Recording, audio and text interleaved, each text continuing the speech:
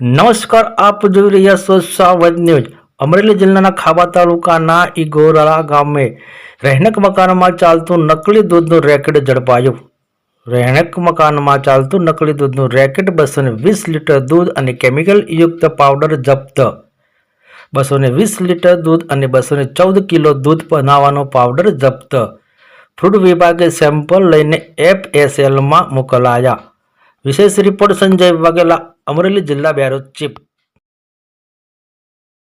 ગઈકાલે તારીખ 15/3/2026ની રાત્રે ખાંભા પોલીસ સ્ટેશનને ખાનગી રાહે બાતમી મળેલી કે ઇંગોરાળા ગામમાં નકલી દૂધ બનાવવાનું કામ ચાલી રહ્યું છે। જે અનુસંધાને ખાંભા પોલીસના ઇન્સ્પેક્ટર દ્વારા ફૂડ અને સેફ્ટીના અધિકારીઓ અને સાથે FSLના અધિકારીઓને સાથે રાખી અને ઇંગોરાળા ગામમાં રેડ કરવામાં આવેલી હતી। જેનામાં રાજેશભાઈ જસાભાઈ આલ અને રાણાભાઈ જસભાઈ સુસરા એ પોતાની માલિકીનો જે વંડો છે તે નકલી દૂધ બનાવવાનું કામ કરી રહ્યા હતા।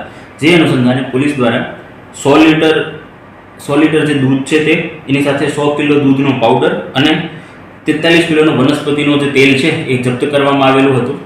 ફૂડ એન્ડ ડ્રગ્સ ડિપાર્ટમેન્ટના જે અધિકારીઓ છે એમના દ્વારા આ બધાના સેમ્પલ લેવામાં આવેલા હતા।